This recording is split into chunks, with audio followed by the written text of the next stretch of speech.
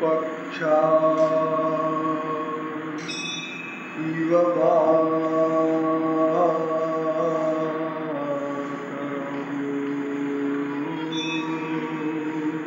खगा स्तन्यं यथा वत्सकरा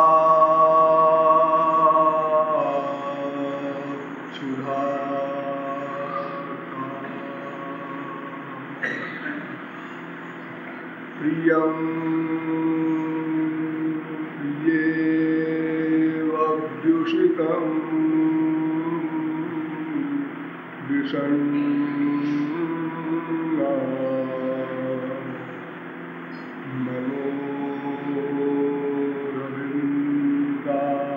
मनोरविन्दाक्ष दिदृक्षते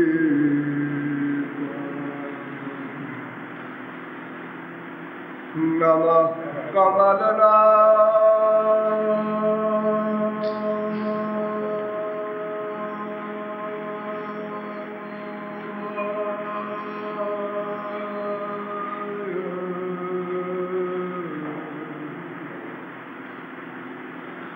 नमः कमलना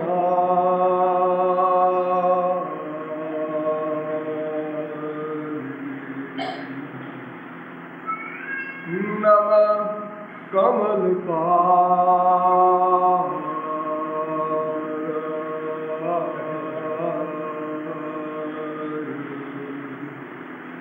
नमस्ते कमले यो ब्रह्माणं दधातु पूर्वं यो वै वेदांश्च प्रह्योरस्मै अग्रहा देवमात्रबुद्धिप्रकाशं मुमुक्षुर्वै शरणमहं प्रपद्ये। आनंद सच्चिदानंद श्री कृष्णचंद्र चरणारविंद मकरंद माधवा। दैनिक नियमानुसार थोड़ी देर हरिनाम संकीर्तन कर लीजिए, पश्चात विषय का उपसंहार होगा।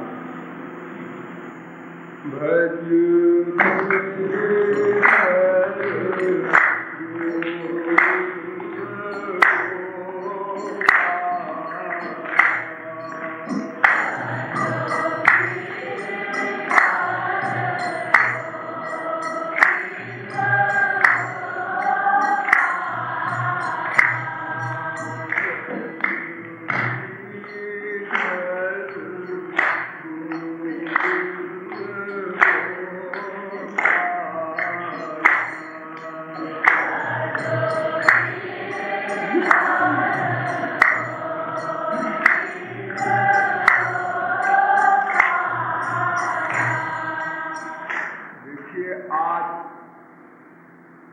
इस धारावाहिक प्रवचन का अंतिम दिन है और बहुत से लोग नाम संकीर्तन में कृपणता कर रहे हैं।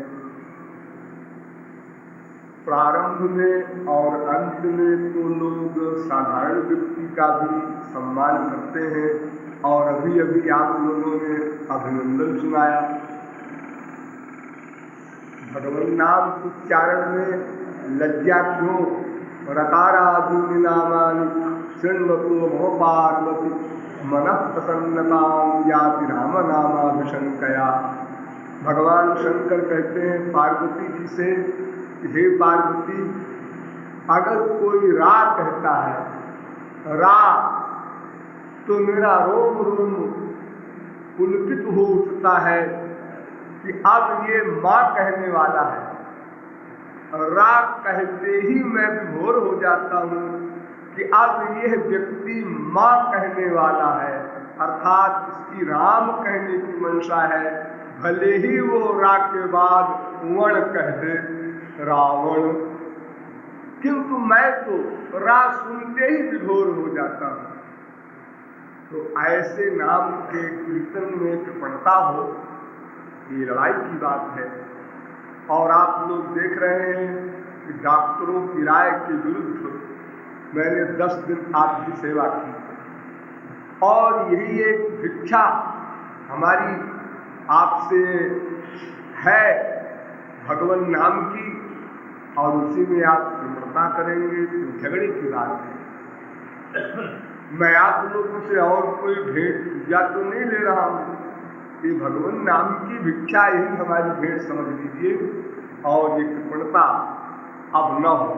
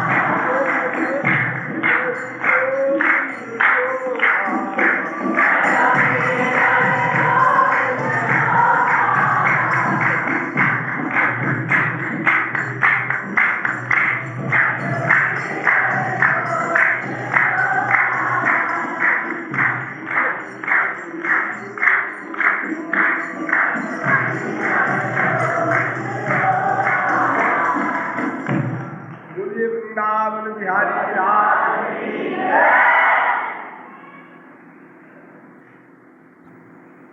अभी अभी आप लोगों ने अभिनंदन किया।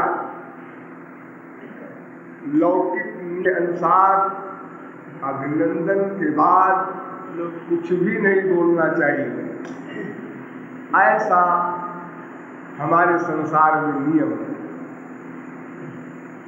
किंतु यह अभिनंदन इसलिए किया गया, बाद में लोग चले जाएंगे, सुनेंगे नहीं, कृपालु के जय बोलते ही अतएव यहाँ के लोगों ने पहले ही अभिनंदन कर दिया। अब इस अभिनंदन के उत्तर में भी मुझे कुछ कहना चाहिए, नहीं लोग कहेंगे कैसे जगत गुरु हैं, इनको सभ्यता नहीं आती।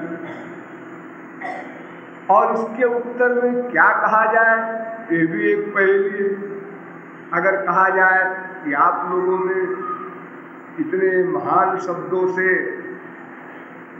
जो अभिनंदन किया है वो ठीक नहीं है, मैं इस योग्य नहीं हूं, तो आप लोगों में से बहुत से लोग कहेंगे कि क्या हम लोग गधे, हम लोग भी पढ़े लिखे हैं, समझदार हैं, बहुत सोच विचार करके हमने इन शब्दों को रखा है।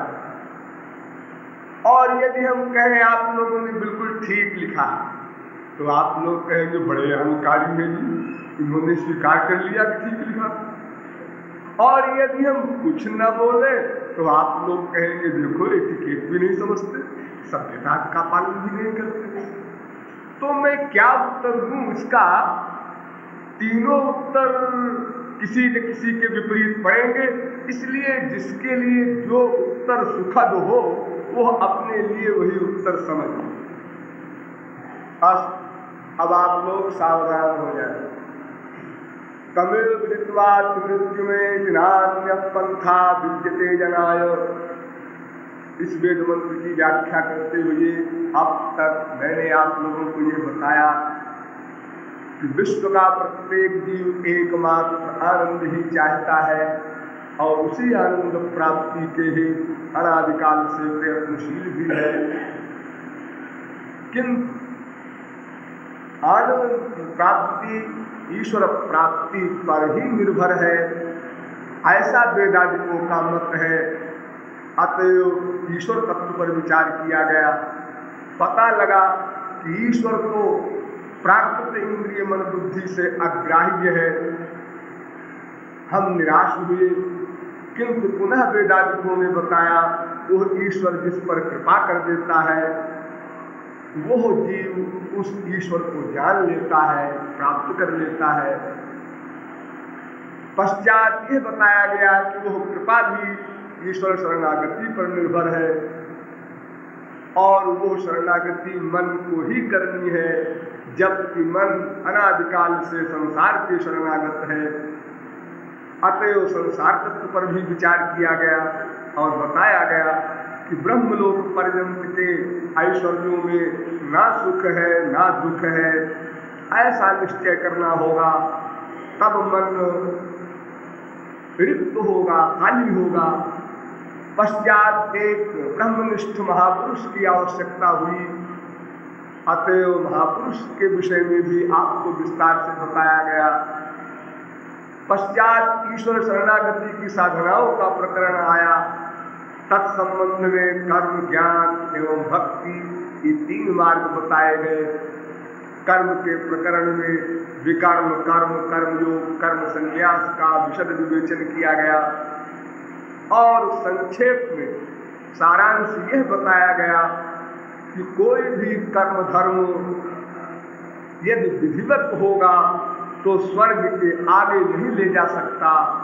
अतएव हमें मन से ईश्वर भक्ति ही करनी होगी, फिर तो हम विधिवत कर्म न भी कर सकें तो भी क्षम्य होगा। ऐसे कर्मयोग से अथवा केवल ईश्वर भक्ति रूपी कर्म संन्यास से हम अपने परम चरम लक्ष्य को प्राप्त कर सकते हैं। पश्चात ज्ञान योग का प्रकरण आया।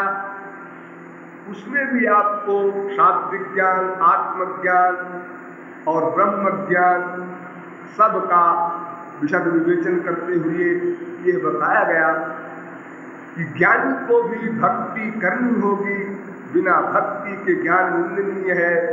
और ऐसा अभेद भक्ति करने वाला ज्ञान योगी पहले ये सोच ले कि उसका आधिकारित्व उसी व्यक्ति के लिए है जो पूर्ण निर्विण्ण हो, जबकि केवल भक्ति योग का अधिकारी नातिशक्त नातिद्रक्त है।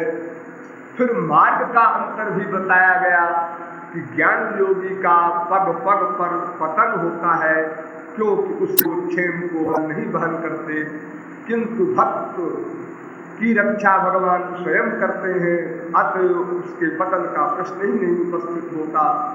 अंतिम अंतर भी बताया गया कि निर्गुण निर्विशेष निराकार ब्रह्मानंद को प्राप्त कर लेने वाले जीवन मुक्त कमलात्मा परमहंस भी द्वारवश सगुण सविशेष साकार के प्रेमानंद में विभोर होते हैं, हुए हैं, इतिहास साक्षी है। इन सब का विज्ञान भी समझाया गया, शास्त्र वेदों से भी बताया गया, लॉजिक से भी बताया गया, और अंत में आपको यहाँ लाकर खड़ा कर दिया गया कि एकमात्र केवल भक्ति ही एक ऐसा मार्ग है जिसके द्वारा हम ईश्वर कृपा प्राप्त कर सकते हैं, और तभी यह हमारी आत्मिक दुख निवृत्ति अथवा सुख प्राप्ति आदि की बातें पूरी हो सकती हैं। पश्चात ये बताया गया कि भक्ति 10 प्रकार की है, प्रमुख रूप में 2 प्रकार की है। एक भक्ति तो ईश्वर की अंतरंग शक्ति का नाम है, किंतु वो भक्ति तब मिलेगी जब साधना भक्ति द्वारा हम पात्र तैयार कर लेंगे, अंतःकरण की शुद्धि कर लेंगे। अतः उस भक्ति का भी लक्षण बताया गया, उसकी परिभाषा की गई कि भक्ति करने वाले को मोक्ष पर्यंत की कामनाओं का परित्याग करना होगा। नंबर 2, ज्ञान कर्म योग तपस्या आदि आवरणों से भक्ति को अनाच्छन्न रखना होगा। नंबर 3, कल बताया गया शांत दास सख्य वात्सल्य माधुर्य, इन उत्तरोत्तर श्रेष्ठ भावों से श्री कृष्ण की उपासना करनी है।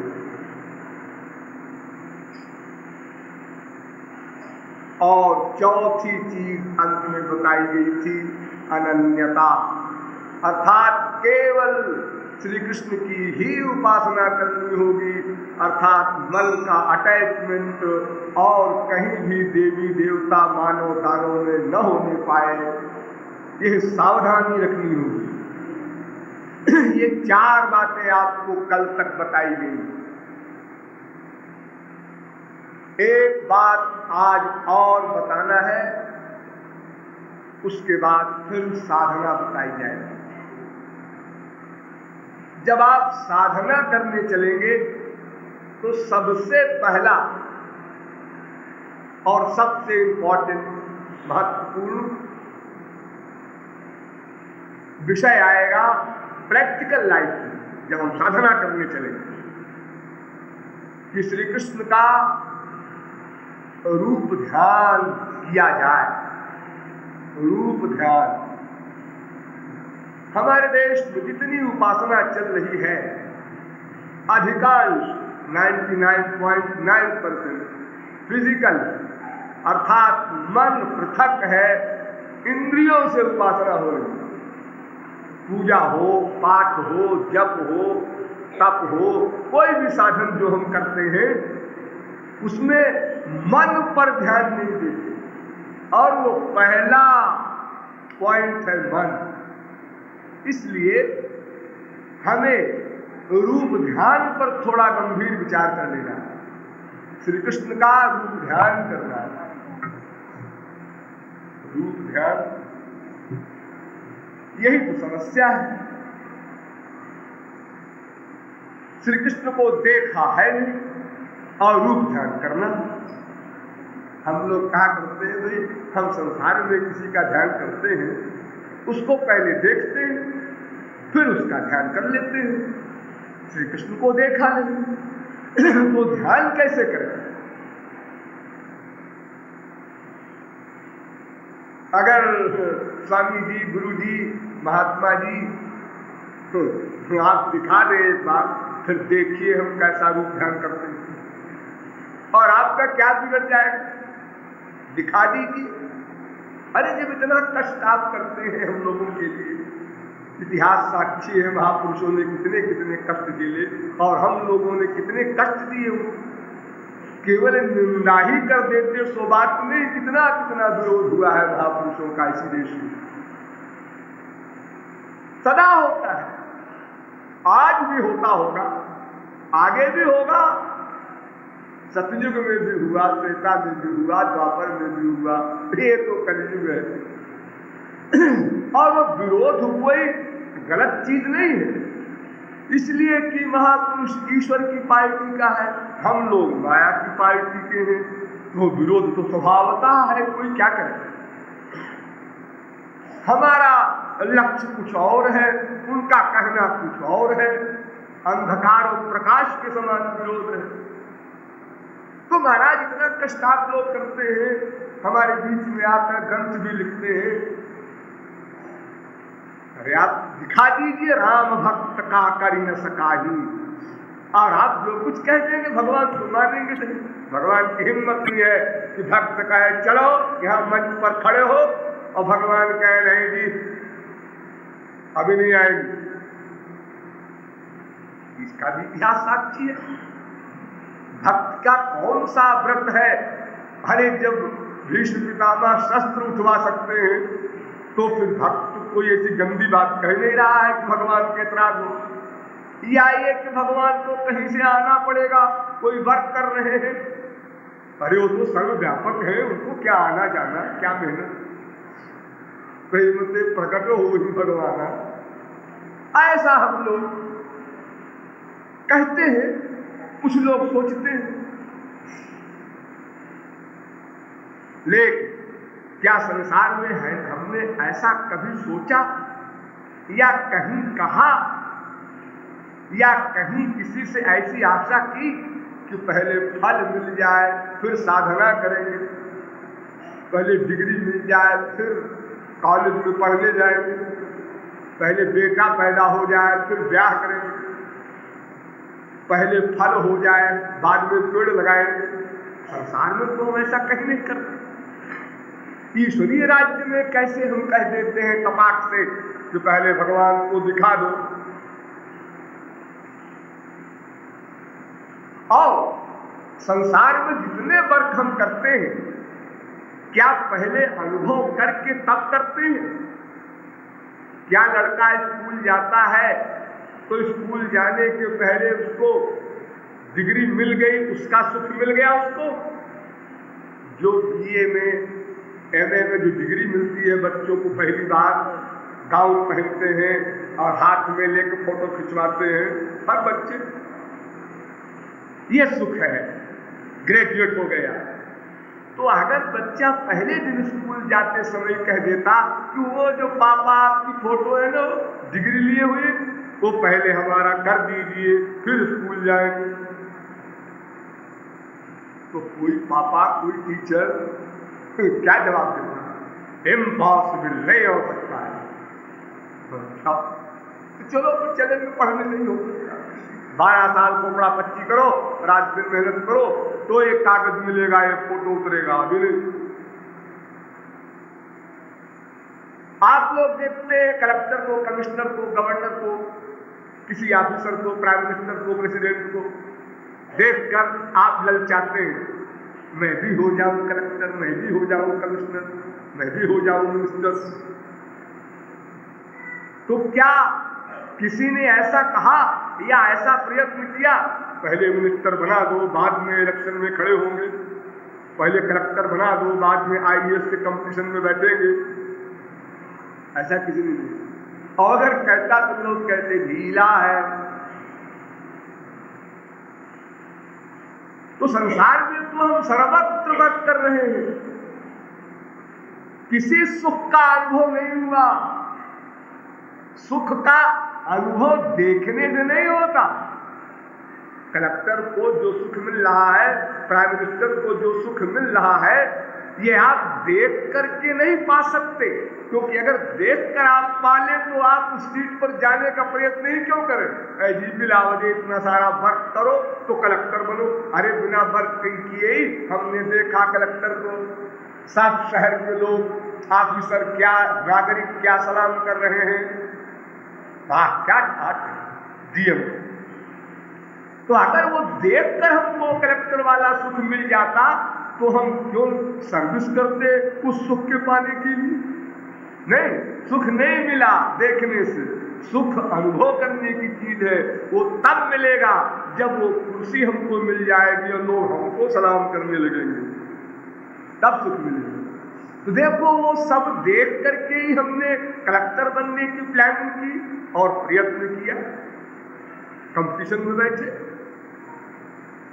इसी प्रकार क्या हम ये नहीं सोच सकते कि अनंत कोटि ब्रह्मा शंकर इंद्र वरुण कुबेर यमराज हमारे श्री कृष्ण की वंदना करते हैं, हाथ जोड़े खड़े रहते हैं, स्तुतियां करते हैं। और जिस वस्तु में आपका मन ललचाए, मान लो कि सुंदर वस्तु को आप चाहते हैं, ये लड़का मिल जाए इससे ब्याह कर ले, ये लड़की मिल जाए ब्याह कर ले, ये कार मिल जाए हमको इंग्लैंड वाली, ये मकान बहुत बढ़िया है, ऐसा मकान हम बनवाना चाहते हैं। कोई भी सुंदर वस्तु में अगर आपके मन का आकर्षण है तो क्या आप ये नहीं सोच सकते कि इससे अनंत गुना सुंदर कोई एक और है, अनंत कोटि कंदर्प लावण्य श्याम सुंदर। क्या उसको सोच करके आप उसके लिए व्याकुल नहीं हो सकते? क्यों नहीं हो सकते? संसार में तो होते हो। कौन सा व्यक्ति ऐसा है जो पैदा होते ही या किसी एज में ऐसा बोला हो, शाब लाओ मैं उसके बिना जिंदा नहीं रह सकता? ऐसा किसी ने कभी नहीं कहा। पहले बेमनी से पिया, फिर बेमनी से पीते पीते मन होने लगा, तब पियक्कड़ हुआ, तब ये वाक्य वो बोल रहा है, खाना मत दो, बीवी भाड़ में जाए, बेटा चूल्हे में जाए, मकान बेच दो, लेकिन शराब हो। ये वाक्य बड़े अभ्यास के बाद बोला है। अगर वो पहले ही कहता कि वो मस्ती जो 25 साल बाद उसको मिली है, वो पहले कोई दे दे साथी, तब मैं शराब का पैमाना मुंह से लगाऊंगा, तो हर साथी जवाब दे देता इम्पॉसिबल, ऐसा नहीं हो। पहले तुम बेमनी से पियो, बदबू आवे तब भी पियो, हिचकी आवे तब भी पियो, दुनिया बुरा कहे तब भी पियो, बीवी बच्चे सब परेशान हो तब भी पिए जाओ, तब एक दिन वो सीट मिलेगी जो तुम चाहते हो। कोई भी सब्जेक्ट हो संसार में, आप पहले प्रयत्न करते हैं, फिर फल मिलता है, फिर ईश्वरीय राज्य में आप ऐसा प्रश्न नहीं करते। लेकिन चलो हम छोड़ते हैं। मान लो कोई महापुरुष आ जाए रोआब में, लाम दिखाते हैं तुम लोगों को श्री कृष्ण को आज अभी, असंभव नहीं है। अरे आ जाए कोई बहुत, तो राम भक्त का करी न सकाही, खड़ा कर दे श्याम सुंदर। अब आप लोग देखेंगे। देखा? हाँ देखा। क्या समझे? समझ लिया जगत गुरु जी तुमको भी इसी के साथ साथ। क्या मतलब जब तुम्हारे भगवान का ये हाल है तो भी तुम ही उसी क्लास के होगे। नमस्कार, हम बेकार 16 दिन खराब किए आपके लेक्चर सुन करके। क्या मतलब ये कि श्री कृष्ण का 2 रूप है।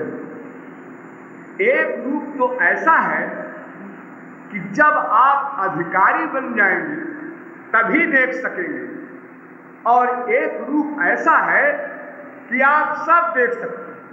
जब यहां अवतार लेकर 11,000 वर्ष राम रहे, श्री कृष्ण रहे 100 वर्ष, तब क्या हम लोग नहीं थे? हम लोगों ने देखा नहीं? देखा, एक बार, अनंत बार देखा। राम कृष्ण या कोई भगवान या कोई पावर हमसे सीनियर नहीं है। जब से वो तब से हम अनंत बार उनका अवतार हो चुका, अनंत बार हम उनके साथ साथ रहे, हमने देखा वो। लेकिन क्यों जी, आप तो बता रहे थे कि जनक ने देखा, इतने बड़े ब्रह्मानंदी और बरबस विभोर हो गए, तो हम विषयानंदी रसगुल्लानंदी हम विभोर ही न होंगे रामकृष्ण को देख करके। अरे तो जनक ने जिन राम को देखा वो दिव्य राम को देखा, उनके पास वो आंख थी, आपके पास प्राकृत आंख है। त्रिभिर्गुणमयैर्भावैरेभिः सर्वमिदं जगत् मोहितं नाभिजानाति मामेभ्यः परमव्ययम् मूढ़ोऽयं नाभिजानाति। गीता। हमारी इंद्रिय मन बुद्धि सारा मटीरियल पूरा का पूरा माइक प्राकृत है। तो राम को हम देखते हैं जब अवतार काल में, श्याम को जब देखते हैं तो हमें वो जनक वाले राम नहीं दिखाई पड़ते, वो दिव्य राम नहीं दिखाई पड़ते। देखो राम श्याम दोनों धनुष यज्ञ में खड़े हैं, श्री कृष्ण खड़े हैं कहा? कंस की सभा में। हम लोग भी थे, हमने देखा मल्लानाम अशनिर्नृणाम नरवरा स्त्रीणाम स्मरो मूर्तिमान गोपानां स्वजनो सतां क्षितिभुजा शास्ता स्वपित्रो शिशु मृत्युर्भोजपते विराज विदुषां तत्त्वं परं योगिनां वृष्णीनां परदेवतेति विदितो रंगंगतः साग्रजा। भागवत। श्री कृष्ण खड़े और हम लोग, भाई क्या हो रहा है? धनुष यज्ञ है कंस के यहाँ। तमाम बातें हुई, साथ साथ युद्ध भी हुआ, मल्ल युद्ध। बड़े बड़े पहलवानों को भिड़ा दिया पहले कंस ने कि दबा के इनको और चटनी बना दे, छुट्टी मिले। जरा सा छोरा तो है, कितना कोमल है, कोई परिश्रम नहीं पड़ेगा। सीता जी ने यही कहा था राम को देख करके कि पिताजी ने इतनी बड़ी प्रतिज्ञा ली कि जो धनुष तोड़ेगा वो सीता को पाएगा। अकमठ पृष्ठ कठोरमिदं धनु अरुचिर मूर्ति रसौ रघुनंदन। ये राम तो बड़े कोमल है और इतना कठोर धनुष ये तोड़ेंगे कैसे? ऐसे ही वो कंस भी देख रहा है श्री कृष्ण को। और जब पहलवान लोग आए और हाथ मिलाया, पहलवान लोग पहले हाथ मिलाते हैं, तो मल्लाराम अशनि, उन लोगों ने सोचा ये तो हाड़ मांस इसके शरीर में है ही नहीं, लोहा को भी हम लोग झुका देते हैं। ऐसे पहलवान से हुए कंस की सभा में, और इसकी भी एक उंगली में पूरी ताकत लगा दिया, वो झुकती नहीं। श्री कृष्ण ने ऐसे उंगली कर दी और पहलवान उसी में झूल गया और वो उंगली वैसी रह गई। हैरान, क्योंकि अनंत पहलवान की जहां शक्ति है वहां एक पहलवान बेचारा क्या आजमाएगा। तो पहलवानों ने देखा वज्र है, और साधारण हम लोग भी थे वहां कॉमन मैन, उन्होंने देखा, देख कर कहा लड़का तो जचता है, पर्सनैलिटी जचती है आकर्षक। और स्त्रियों ने भी देखा, ओह ऐसा सौंदर्य, ऐसा आकर्षण तो हमने विश्व में किसी पुरुष में देखा ही नहीं।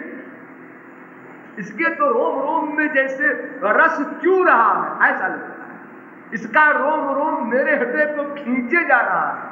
सुना है कोई कामदेव है, लेकिन क्या होगा इसके आगे। और गोपों ने भी देखा, जो उनके साथ खेलते थे, उन्होंने भी देखा।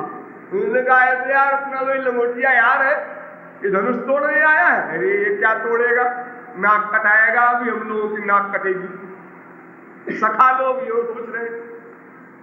और जो मक्कार राजा लोग थे उन्होंने देखा, उन्होंने कहा ये तो कोई शासक है, ये हमारे ऊपर हावी हो गया है, जिससे कोई प्रेसिडेंट के आगे कलेक्टर डरता है, ऐसे डरने लगे हुए। और कंस ने देखा ये तो यमराज है, भयानक रूप करके मुझे खाने आ रहा। और जो मूर्ख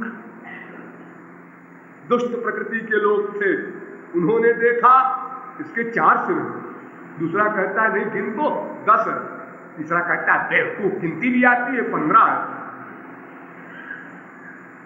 ये कैसा शरीर है? देखो आश्चर्य। माँ बाप ने देखा, उन्होंने कहा है तो छोटा सा बच्चा वही गोद में खिलाते हैं, जैसे उतना ही बड़ा है जितना बड़ा गया था मथुरा से गोकुल, उतना ही बड़ा है। योगियों ने भी देखा, जो ब्रह्म की उपासना करते थे, तो उन्होंने कहा क्यों जी वो धनुष तोड़ने वाला कब आएगा? तो लोगों ने कहा खड़ा तो है। कहाँ खड़ा है? ये सामने लड़का खड़ा नहीं है। कहाँ खड़ा है लड़का? हमको तो कुछ दिखाई नहीं पड़ रहा है। तो तुम अंधे हो? अंधे क्या बकते हो? मैं यहाँ से बैठे बैठे देखता हूँ इंग्लैंड में क्या हो रहा है। मैं योगी हूँ, अंधा नहीं हूँ, लेकिन नहीं दिखाई पड़ता। क्यों जी? संसार में कोई आदमी अगर खड़ा हो जाए हम मंच पर, तो 3 ही प्रकार से लोग देखेंगे उसको। कुछ को वो आदमी अच्छा लगेगा और कुछ को खराब लगेगा, अपनी अपनी पसंद है, और कुछ को कॉमन लगेगा। ऐसा तो नहीं होना चाहिए कि एक आदमी को 4 सिर दिखाई पड़े, एक आदमी को 10 सिर दिखाई पड़े। विदूषण, यही बात हुई वहां रामावतार में, धनुष यज्ञ में। विदूषण प्रभु, उसी भागवत के श्लोक का अनुवाद है पूरा। विदूषण प्रभु विराटमय दिशा, बहुमुख कर पद लोचन शीशा। असहित विदेह विलोकत रानी, शिशु सम प्रीति न जाई बखानी। और जनक जाति अवलोकहि कैसे, सजन सगे प्रिय लागहि जैसे। और हरि भक्तन देखे तो भ्राता, इष्ट देव इव सब सुख दाता। और योगिन परम तत्वमय भाषा, शांत शुद्ध सम सहज प्रकाशा। और राम ही चितव भाय जेहि सिया, सो नेह सुख नहीं कथनिया। पूर अनुभवती न कहि सक सोऊ, तो कौन कार कहे कवि को। कंक्लूजन, जाकी रही भावना जैसी, प्रभु मूर्ति देखी दिन तैसी। अर्थात वो दिव्य रूप तो दिखाई नहीं पड़ेगा, क्योंकि हम अधिकारी नहीं, हमारे पास दिव्य दृष्टि नहीं।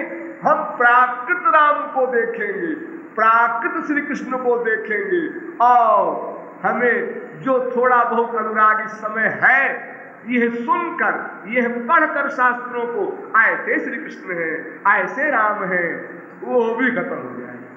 अगर यही श्री कृष्ण है कृपालु, अगर यही श्री कृष्ण है तुम्हारे, तो फिर ठीक है, दोनों को नमस्कार। तो फिर बताओ, अगर कोई संत आपको दिखा भी दे तो आप देखेंगे कैसे? उसका क्या इलाज है?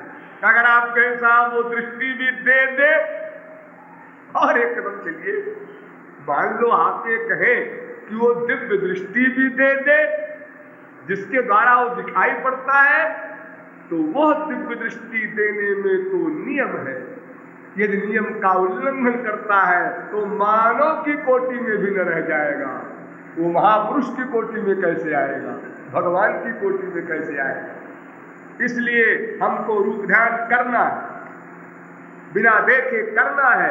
संसार के लिए जैसे हम प्रयत्न करते हैं ऐसे ही हमें इसके लिए प्रयत्न करना है। एक बात और बता दें आपको,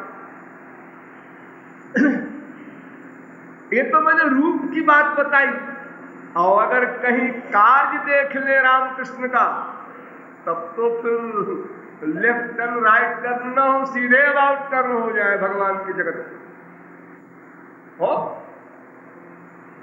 क्या हाल जब राम जा रहे हैं सीता को खोजते हुए जंगल में, क्या स्थिति है। ओ हम रूहि सखे स्वयं स भगवान आर्यस्सको राघव यूयंवत नाथ नाथ किमिदं दासोऽस्मि ते लक्ष्मण कांतारे किमिहास्महे बद सखे देव्या गतिर्मृग्यते का देवी जनकाधिराज तनया हा जानकी क्वासिहा। भगवान राम सीता के वियोग में, भगवान मत कहो, एक राजा राम अपनी श्रीमती के वियोग में अपने आप को भूल गए। ये भगवान तो अब आप कहेंगे ना, इसके पहले तो आप भगवान कह नहीं सकते। तो राम अपनी स्त्री के वियोग में अपने आप को भूल गए और बाकी सबको भी भूल गए। अपने को भूल गए, जिनके साथ है लक्ष्मण के उनको भूल गए, जो काम कर रहे वो भी भूल गए, सीता को खोज रहे वो भी भूल गए। संसार में आपने कोई स्त्री प्रेमी देखा? इस कलयुग में भी चैलेंज है, कोई नहीं हो सकता इस समय। ये जो लैला मजनू वगैरह आप लोग पढ़ते सुनते सब जो करिए, कोई कंपटीशन नहीं कर सकता राम। तो अरे जो रामलीला करेंगे तो कौन खड़ा होगा कंपटीशन में। राम कहते हैं लक्ष्मण से, क्यों जी? ए लक्ष्मण, ना पहचान ही नहीं रहे तो कैसे कहेंगे ए लक्ष्मण? क्यों जी, मैं कौन हूं? क्या बढ़िया प्रश्न है। वो हम रूहि सके।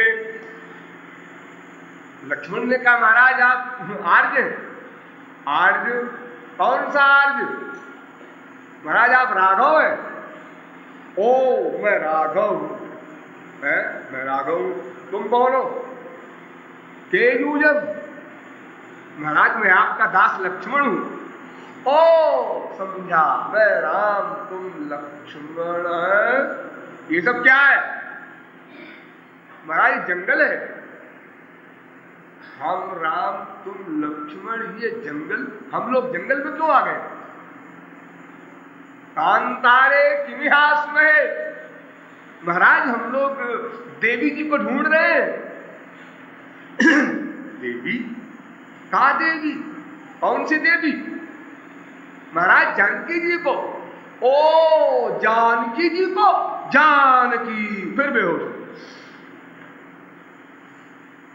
अगर ऐसी मुद्रा में हम लोग देख ले और कृपालु कहें ये हमारे इष्ट देव हैं, तो आप लोग कहेंगे बलिहारी है। इष्ट देव की और तुमको क्या कहे कृपालु। हमारे देहरादून में क्या, हमने तो जहां जहां कदम रखे हैं इंडिया में, अरे विदेश नहीं गए तो भी हमें तो कोई स्त्री प्रेमी नहीं मिला इस तरह का।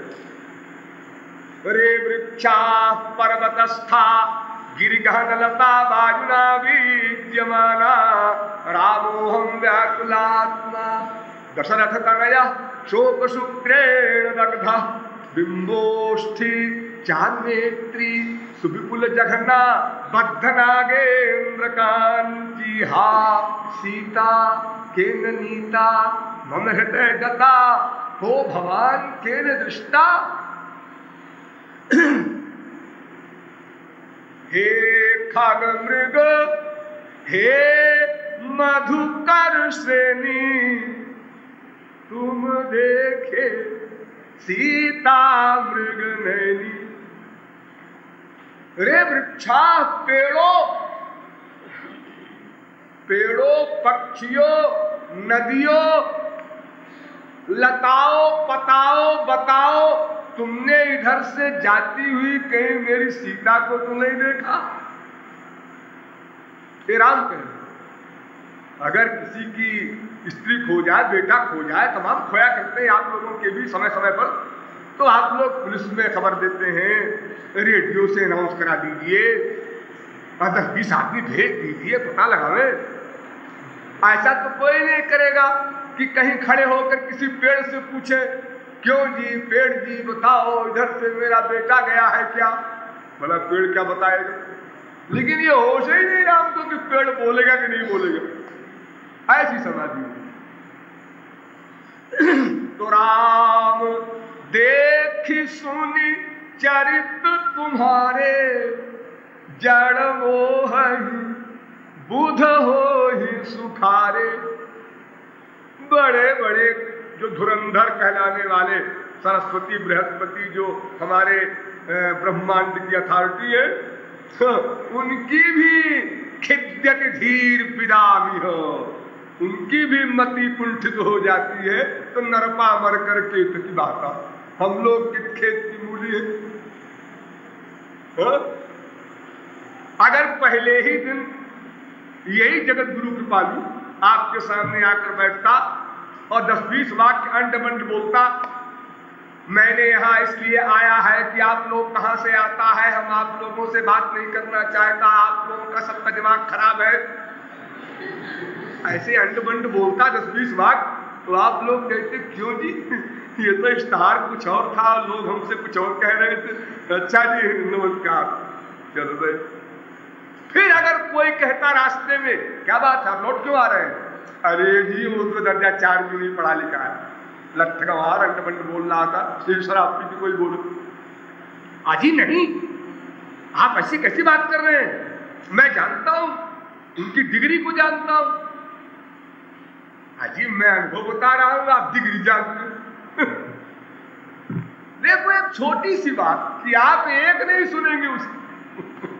तो फिर अगर कोई एक्टिंग पर तुल जाए किसी को धोखा देने के लिए, तो कौन समझ सकता है? अरे हम लोग अपनी बीवी बच्चों को तो समझ न सके, उम्र बीत गई, भगवान को क्या समझेंगे?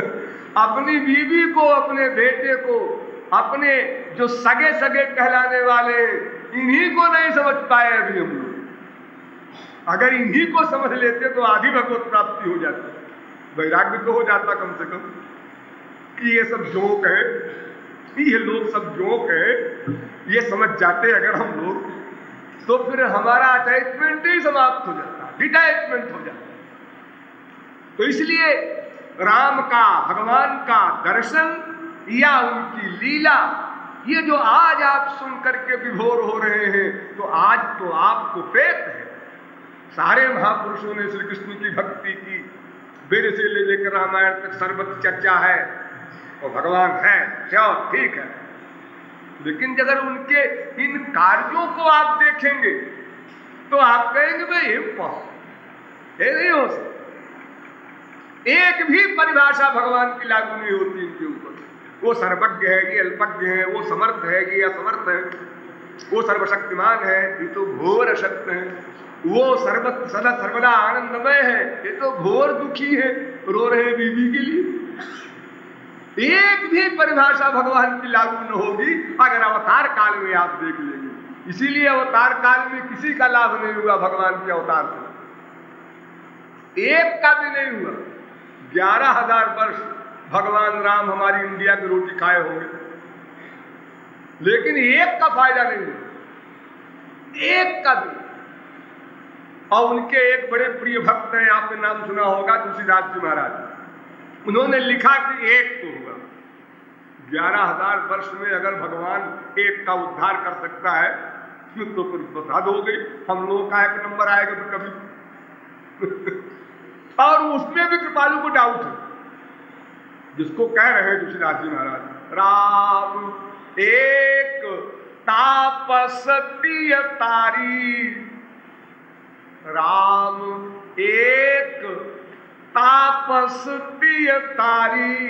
एक तपस्वी की श्रीमती का उद्धार किया राम ने, अहिल्या।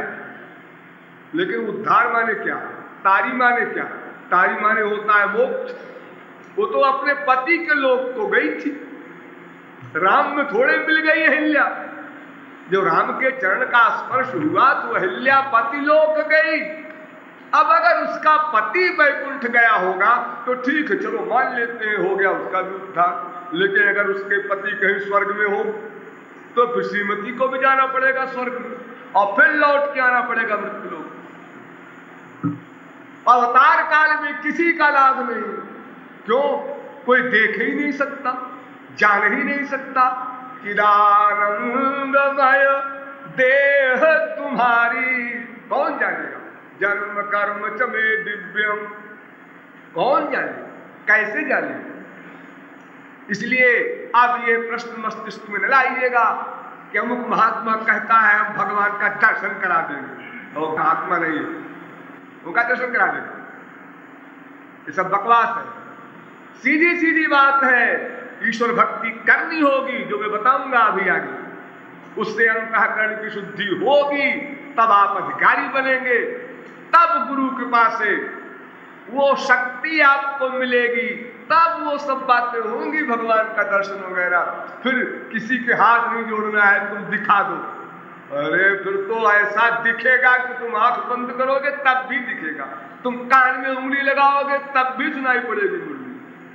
तुम अनंत ब्रह्मांड में कहीं भाग के बच नहीं सकते हो। सर्वत्र श्याम सुंदर का सब्जेक्ट तुमको मिलता रहेगा, निरंतर सर्वदा, बिना प्रयत्न किए। इसलिए हमको रूप ध्यान करना है। लेकिन ध्यान दीजिए, बड़ा भयंकर लेकिन आ रहा है साहब। वेद कहता है यथो वाचो निवर्तन्ते अप्राप्य मनसा सह, बुद्धेरात्मा महान परः। और गीता भी यही कहती है, और रामायण भी यही कहती है, राम स्वरूप तुम्हार वचन अगोचर बुद्धि पर।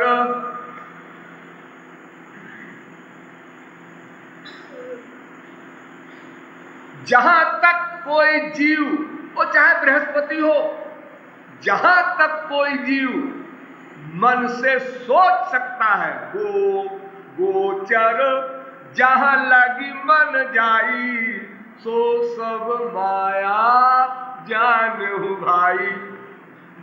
हम मन से जो श्याम सुंदर की शक्ल बनाएंगे तो हमारा मन तो माइक है, इसलिए हमारा वो बनाया हुआ रूप भी माइक ही होगा। हम श्री कृष्ण का रूप कैसे बना सकते हैं? आपने कोई मूर्ति रखा, उसका ध्यान किया, अरे वो तो एक पत्थर है पहाड़ का, उसको एक शिल्पी ने ठोक ठोक के हथौड़ी से अपने आइडिया से उसने नाक आंख मुंह बना दिया है। वो क्या जाने शिल्पी श्री कृष्ण का क्या है, कौन है, और वो बात कहाँ ला सकता है? विधाता ब्रह्मा तो ला ही नहीं सकता, ये शिल्पी क्या लाएंगे जो श्री कृष्ण की मूर्ति बनाएंगे? एक काला काला पत्थर उठा करके हथौड़ी मार करके उसमें भूत प्रेत तरीका बना करके खड़ा कर दिया, जय हो भगवान। इसीलिए आप लोग जब देखते हैं मूर्ति को तो कोई आकर्षण नहीं होता। और अगर और कोई संसार का सामान देख ले, अपनी बीवी, अपना बेटा, बेटा तुम आ गए, बड़े विभोर हो जाते हो। और श्री कृष्ण के मंदिर में उनकी मूर्ति के सामने जब गए, ठीक है, सभ्यता पूर्वक खड़े, कोई एक रोंगटा भी नहीं खड़ा हो रहा, इतना भी आनंद नहीं। तो वो भी माइक।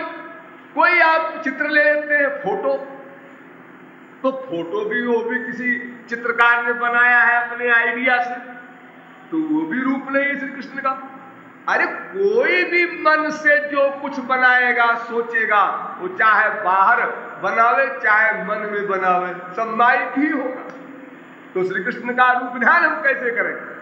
श्री कृष्ण तो दिव्य चिन्मय अनंत कोटि कंदर्प लावण्य आदि है, उनका ध्यान कैसे करेंगे? ये एक भयंकर प्रश्न है। और पहले हमको श्री कृष्ण का दिव्य शक्ति वाला फल मिल जाए मन को, ये असंभव है। और जिन संतों ने ईश्वर को देखा है, अगर कोई निराकार ब्रह्म को भी मानता है तो वो भी तो ध्यान करता है। किसका ध्यान करते हो? निराकार ब्रह्म का, लाइट का, बिंदु का, ओम का, क्रॉस का, चांद का, किसी का करते हो। तो जिस मन से तुम ध्यान कर रहे हो तो वो मन का बनाया हुआ आइडिया है, वो तो प्राकृत है, मटीरियल है। दिव्य कहां हुआ? दिव्य भगवान का चिंतन प्राकृत मन कैसे करे? इसीलिए कुछ लोग कहते हैं कि देखो जी, वेद में लिखा है यच्चक्षुषा न पश्यति येन चक्षुर्वंशि पश्यति तदेव ब्रह्म त्वं विद्धि नेदं जदिदं उपासते। जो आंख से न दिखाई पड़े, जिसकी पावर से आंख देखे, वह ब्रह्म है। उस ब्रह्म को आंख नहीं देख सकती, और जो तुम आंख से देखते हो ये सब माया है। ऐसा कुछ कहते हैं निराकार के उपासक लोग, साकार के ऊपर आक्षेप करते हुए।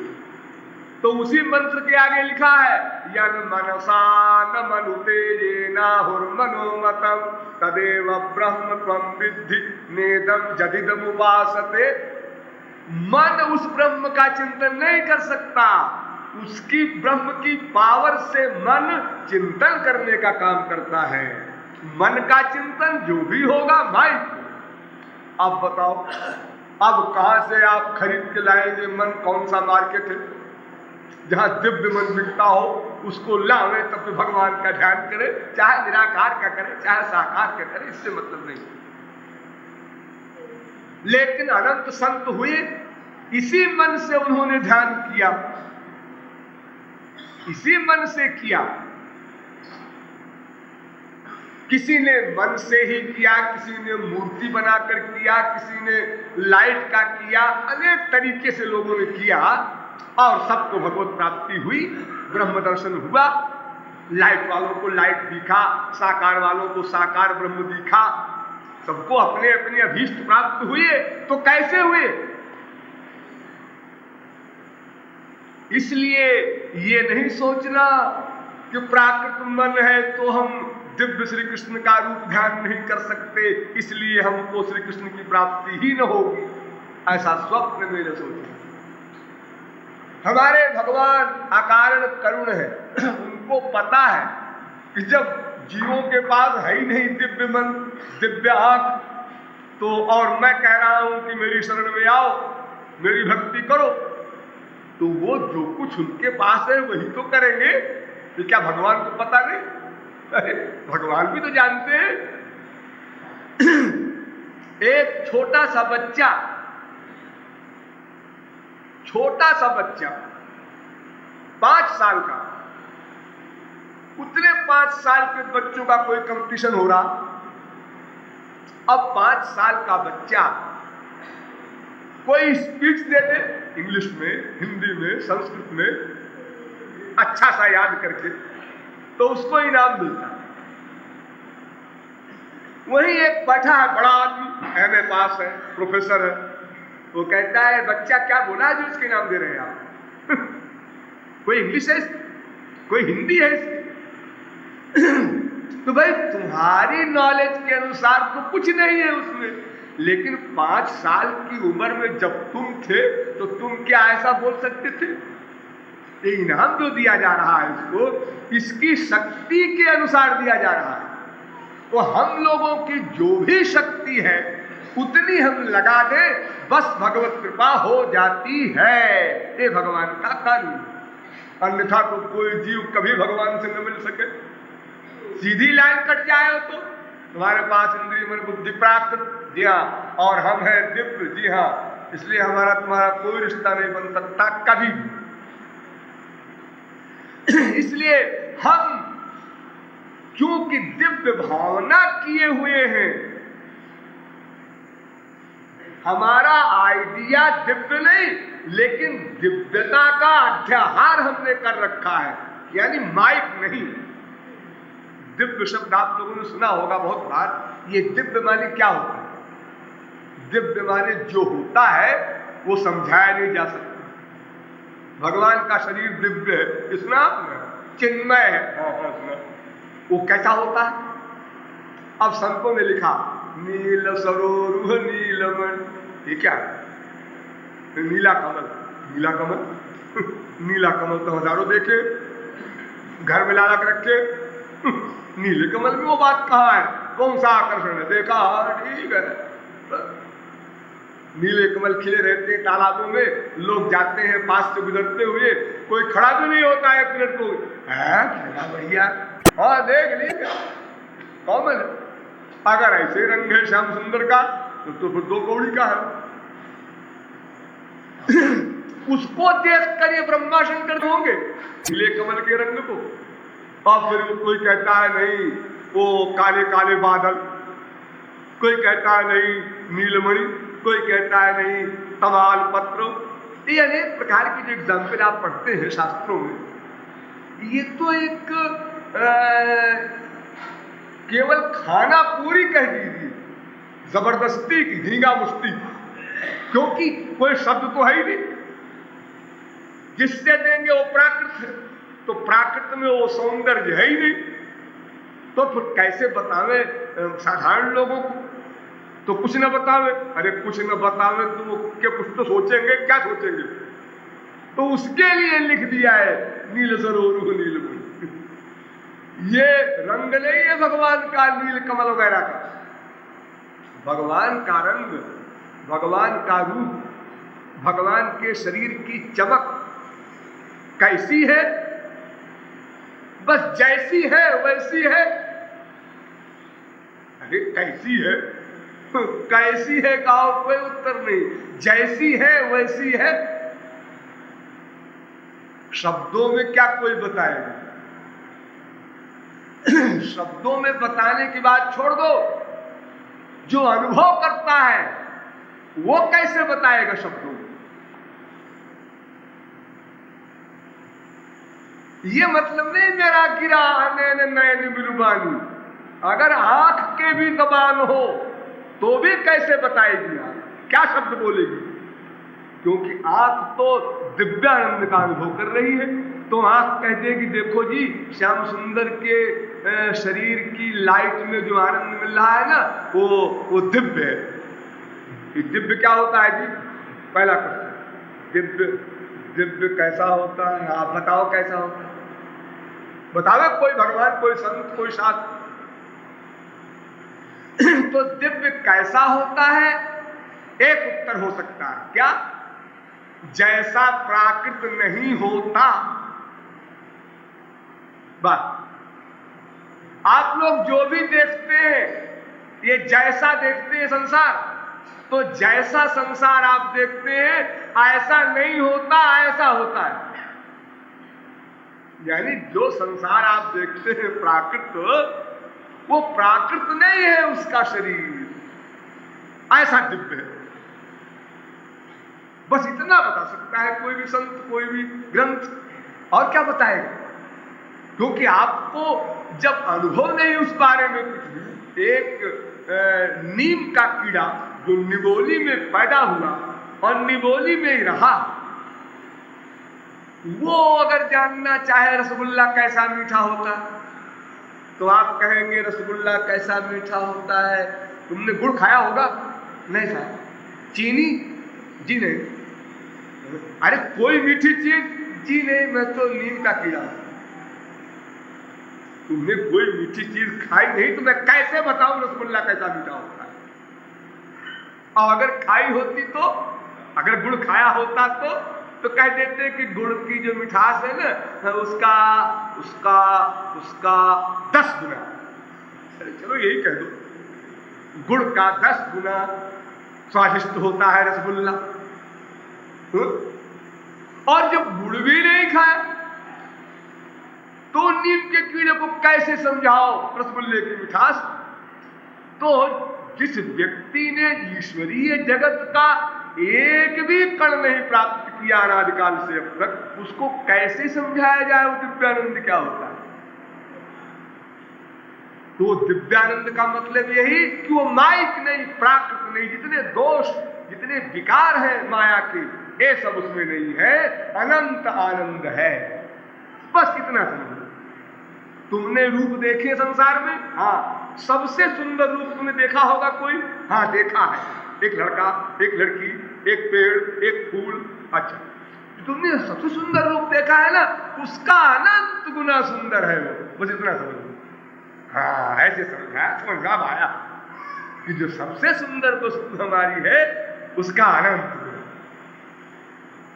बस, वरना जितने महापुरुषों ने जितने वाक्य लिखे हैं ये सब गलत है। ये कोई उदाहरण देने की बातें हैं? हिरण के समान नेत्र, हिरण के नेत्र तो रोज देखते हैं हम लोग, उसमें क्या जरा एक भी चीज जितनी एग्जाम्पल दी जाती है सब जोकरी, क्योंकि उनको तो हम रोज देखते, अनुभव करते। कोकिल बहनी है किशोरी जी, कोकिल बहनी है सीता जी, कोकिल बहनी। हम तो रोज कोयल के साथ बोलते थे लड़कपन में, तो इस प्रकार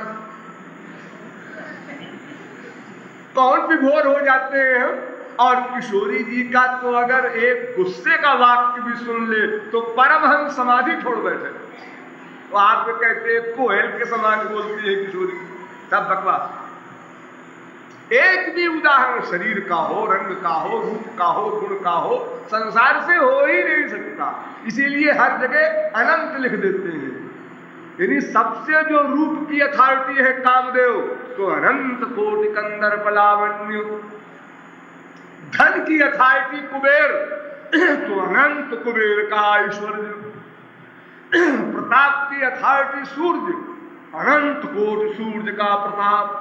सम्मान की अथॉरिटी गणेश, अनंत कोटि गणेश का सम्मान। वैभव की सीमा इंद्र, अनंत कोटि इंद्र का वैभव। बुद्धि की सीमा सरस्वती बृहस्पति, अनंत कोटि सरस्वती बृहस्पति की बुद्धि वाले। बस अनंत लगा दो, बस यही समझो। अनंत के लगाने के अलावा और कोई चारा नहीं, क्योंकि वो किसी भी प्रकार उसके अनुभव में नहीं आता जो देख रहा है। ध्यान दीजिए इस पॉइंट पर। जो दिव्य दृष्टि पा चुका और श्याम सुंदर को देख रहा है वही नहीं नाप सकता। क्यों?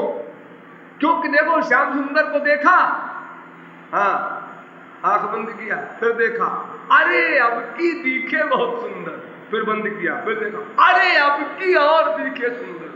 ये नित्य नवायमान, प्रतिक्षण वर्धमान रस है श्याम सुंदर में। जो पिछला देखा था वो तो कम था, ये विशेष है। फिर आंख बंद किया, फिर देखा, अरे वो भी कम था, ये विशेष है। ये वैलक्षण्य है उसे दिव्य चिन्ह में दे। तो भला कौन क्या लिखेगा और क्या अनुभव करेगा? अनुभव भी तो उसका बदलता जा रहा है, क्योंकि अनंत की कोई लिमिट नहीं। अनलिमिटेड का मतलब कोई लिमिट नहीं, और जो लिमिट नहीं तो फिर अनुभव भी उसका सीमित नहीं रह सकता। इसलिए हमें ये सोच लेना है कि हमारे मन के द्वारा जो भी हम रूप बनाएंगे और माया से परे अनंत सौंदर्य, अनंत माधुर्य, ऐसी भावना बनाएंगे तो अंततोगत्वा श्री कृष्ण अपनी कृपा से उसको अनंत फल ही देंगे। ऐसा नहीं है कि एक आर्टिस्ट अच्छा रूप बना ले रहा है और एक बेपढ़ा लिखा उसने ऐसे काला काला बना लिया अपने पड़ोसी नौकर की तरह। तो जो आर्टिस्ट ने अच्छे आइडिया से बनाया श्री कृष्ण का रूप, उसको बढ़िया भगवान मिलेगा जो दर्शन देंगे तो। और इसको जो इसने गांव के गंवार ने अपने पड़ोसी काले कलूटे व्यक्ति के समान बना लिया श्री कृष्ण को, इसको वैसे रद्दी रद्दी श्री कृष्ण मिलेंगे, ऐसा नहीं। मिलेंगे सबको वही दिव्य रूप से। आपकी जितनी शक्ति काम करे उतना बना लीजिए। देखिए, चार बात समझ लीजिए, बहुत सावधान होकर सुनिए इन चारों बातों को। मैं कोटेशन नहीं दे रहा हूं, बस केवल संक्षेप में समझा रहा हूं चार बात। भगवान को, यानी श्री कृष्ण भगवान को भगवान जानकर मन से प्यार करने वाले माया से परे हो जाते हैं और उनको दिव्य दृष्टि मिल जाती है, परमानंद मिल जाता है। भगवान को भगवान जानकर, अरे जो भगवान को भगवान जानकर प्यार करेंगे तो उनको तो दिव्य दृष्टि होगी ही। इसमें कौन सा कमाल है? इस जनक ने राम को देखा, वशिष्ठ ने राम को देखा, गोपियों ने राम को देखा, कृष्ण को देखा, तो ये लोग जो जानते हैं कि श्री कृष्ण भगवान है तो वो तो दिव्य दृष्टि वाले है ही हैं। तो छोड़ो। नंबर 2, भगवान को प्राकृत समझकर, माइक समझकर जिसने मन का प्यार कर दिया वे भी पहुंच गए वहीं भगवत धाम, परमानंद प्राप्त कर लिया। ये कैसी चीज? कामाद गोप्यो भयात कंसः अद्वेषात् चैत्यादयो नृपाः। भागवत। यानी किसी भाव से मन का प्यार हो जाए, भगवान न जाने ये मेरा बेटा है, बस बेटे के भाव से प्यार हो गया, मेरे प्रियतम है, बस। तमेव परमात्मानं जार बुद्ध्या संगता गुणमयं देहम सद्य प्रक्षीण बंधना। भागवत। लाखों गोपियां ऐसी थी जो श्री कृष्ण को ब्रह्म नहीं जानती थी और बहुत सी जानती भी थी। नखल गोपिका नंदनो भवा नखिल देहि नामंतरात्मदृक् विखन सार्थितो विश्वगुप्तये सखौ देवान सात्वतां कुले। ये गोपियां जान रही है भगवान। महाराष्ट्र में जब भगवान गायब हुए तो ये गोपियां कहती है, अरे अरे मैं जानती हूं तुम कौन हो और क्यों आए हो यहाँ। तो ये बेवकूफ बनाना किसी और को, ये नाटक हमारे आगे नहीं चलेगा, हमको सब पता है। और वो गोपियां जो नहीं जानती, तमेव परमात्मानं जार बुद्ध्या विसंगता। जैसे कोई कुलटा स्त्री पर पुरुष से प्यार करती है चोरी चोरी, इस प्रकार गोपियों ने प्यार किया। और सुखदेव परमहंस ने बड़े कड़े शब्दों में परीक्षित को बताया। वो वेदव्यास के शब्द है। क्वेमा स्त्रियो वनचरीर व्यभिचार दुष्टाः अकृष्णे क्वचैषु परमात्मनिरूढ भावाः नन्वीश्वरो नुभजतो विदुषोऽपि साक्षात् श्रेयस्तनोत्यगदराज इवोपयुक्तः। कहा ये वनचरी जाति रद्दी और स्त्री वो शरीर निंदनीय और व्यभिचारिणी स्त्री ये गोपियां। कहा तो व्यभिचारिणी वनचरियां गोपियां और कहा परमात्मा श्री कृष्ण। बिना जाने प्यार किया उन्होंने। एक सुंदर लड़का नहीं मन माना, प्यार हो गए और फल क्या मिला? फल मिला वही भगवत प्राप्ति वाला। क्यों जी? जब भगवान जाना नहीं श्री कृष्ण को तो भगवान का फल क्यों मिला? तो नन्वीश्वरोऽनुभजतो विदुषोऽपि साक्षात् श्रेयस्तनोत्यगदराजैवोपयुक्तः। आप सब लोग दवा खाते हैं? हाँ खाते हैं। डॉक्टर के पास जाते हैं। डॉक्टर एक पुर्जा लिख देता है दवाओं के नाम, मात्रा, ज्ञान। फिर आप क्या करते हैं? फिर जाते हैं मेडिकल स्टोर। फिर क्या होता है?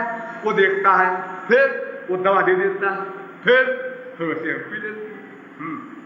तुमको पता है दवा कैसे कैसे बनी है? ये दिमाग खराब है, कैसे बनी? हम आपको बड़ा लगा मिला बनी हम जान भी सकते हैं कैसे बनी।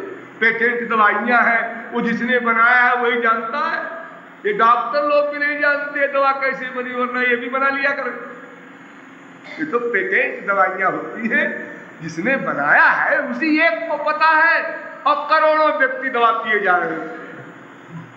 और वो जिस रोग की दवा है, मान लो फ्लू की दवा है, फीवर की दवा है, तो ये बुखार आया, दवा बनाने वाले को उसने भी पिया, और बुखार आया हम लोगों को, हम लोगों ने भी पिया, अंगूठा छाप लोगों ने भी पिया। तो क्या दवा बनाने वाले को फायदा करेगी और अंगूठा छाप को दवा फायदा नहीं करेगी? नहीं, दवा सबको फायदा करेगी। एक कोई व्यक्ति, कोई स्त्री 16 श्रृंगार करके पति के मरने के बाद चिता में बैठ जाती है, आग उसको भी अपना रूप दे देगी। और अगर कहीं बाई वे खाना पकाते समय कपड़े में आग लग गई किसी स्त्री के, तो भी आग अपना रूप दे देगी। वो भाग रही है स्त्री, हम नहीं चाहते तुम्हारा रूप अग्निदेव। आग कहती है हमसे इससे कोई मतलब नहीं, तुम चाहो न चाहो हम अपना काम करेंगे। आप जान के जहर पी गए तो भी मरेंगे, हमको साहब अनजाने में जहर पिला दिया हमको मरे नहीं जी, वो तो जहर अपना काम करेगा। आप जान कर पिए, अनजाने में पिए। श्री कृष्ण में प्रेम हुआ, चाहे केवल बाप ही मान के हुआ, बेटा ही मान के हुआ, प्रियतम मान के हुआ, चाहे भगवान मान के हुआ, मन का अटैचमेंट हो गया, चाहे लोहे और पारस दोनों को जान कर छुआ दो, और चाहे ऐसे ही बाई चांस दोनों को टक्कर हो जाए तब भी सोना पड़ेगा। वो तो उसका फल मिलेगा, संसार में ही मिलता है, ईश्वरीय राज्य में तो नहीं मिलेगा। इसलिए अवतार काल में भी जो भगवान मानकर प्यार किए वो भी तर गए, और जो इंसान मानकर प्यार किए या शैतान मान के प्यार किए, अरे कंस का हाल कितना बुरा था, सार्वत किस दिख रहे हैं, भयानक रूप, उसको भी मिल गया गोलोक, उसकी भी मुक्ति हो गई। वो तद्रूप हो गया, तल्लीन हो गया, तय हो गया। जिससे टकराया वो सही पर्सनैलिटी थी, इसलिए सही फल मिल गया। वो किस तरह टकराया, किस भाव से टकराया, धोखे से टकराया, जानकर टकराया, अनजाने में टकराया, इससे कोई मतलब। ठीक, तो दो बात सिद्ध हो गई। भगवान को भगवान जानकर प्यार करने वाले भी तर गए, भगवान को भगवान न जानकर लेकिन प्यार करने वाले वे भी तर गए। अब नंबर 3 सुनो, संसार को भगवान जानकर प्यार करने वाले भी तर गए। हाँ, जरा बुद्धि संभालिएगा, यही आज के काम की चीज है। संसार को भगवान जानकर भगवान की भावना से प्यार करने वाले भी तर गए। हाँ, क्या मतलब? जैसे गोल गोल शालिग्राम रख लेते हैं आप, या कोई प्रतीक रख लिया आपने, ओम लिख लिया, या लाइट कोई बना लिया सामने, या बिल्ली लगा दिया सामने, या कोई शक्ल बना दी, देवी देवता भगवान राम कृष्ण कोई, ये सब प्राकृतिक चीजें हैं। हाँ, है सब प्राकृतिक। किसी ने पत्थर से बनाया, किसी ने मिट्टी से बनाया, किसी ने लकड़ी से बनाया, किसी ने कागज से बनाया, ये सब संसार है। जी हाँ, लेकिन इसमें अगर भगवत भावना करके कोई मन का प्यार कर दे तो भगवान मिलेगा।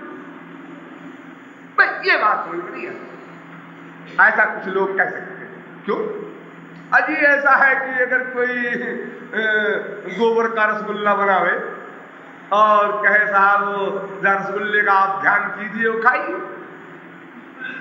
और रसगुल्ले का हम ध्यान भी करें, और जब मुंह में जाएगा गोबर का रसगुल्ला तो साहब देखिए, आप ही ने तो कहा है कि वस्तु का फल मिलता है। श्री कृष्ण से प्यार किया जो बिना जाने गोपियों ने, उनको भी वही फल मिला। तो अगर हम जाने चाहे न जाने, गोबर तो गोबर, उसका फल मिलेगा। असली रसगुल्ले का फल गोबर में कैसे मिल जाएगा? तो इसलिए जो मूर्ति वगैरह है संसार में, ये मूर्ति है तो पत्थर, अब उसमें भगवान की भावना करें चाहे किसी की भावना करें, उससे क्या होता है? ऐसा कुछ लोग, भोले भोले लोग बहुत से संसार में कहते हैं, इसलिए उनको सुनना है ध्यान से।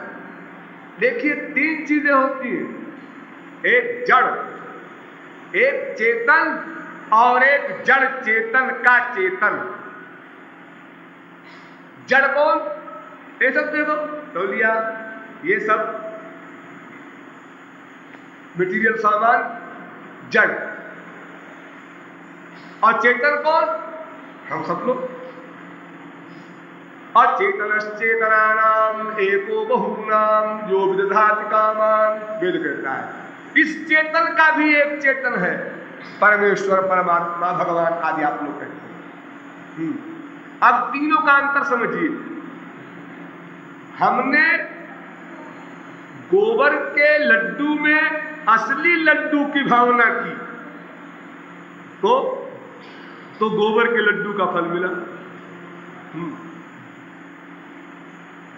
हमने किसी मनुष्य की मूर्ति में मनुष्य की भावना की। एक मनुष्य की फोटो है, सब लोग फोटो रखते हैं, आप लोग, बेटा आपका इंग्लैंड में है, पति आपका अमेरिका गया है, और फोटो आप रखते हैं ड्राइंग रूम में, उसको देखते हैं, उससे प्यार करते हैं, रोते हैं।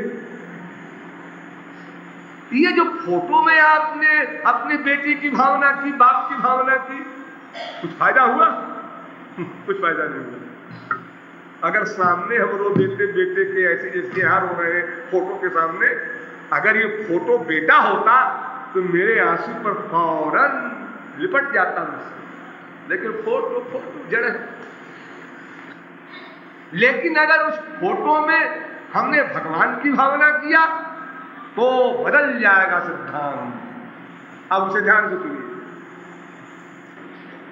देखिए, हमने जो गोबर के लड्डू में असली लड्डू की भावना की थी, तो असली लड्डू जड़ पदार्थ है, उसका फल नहीं मिला।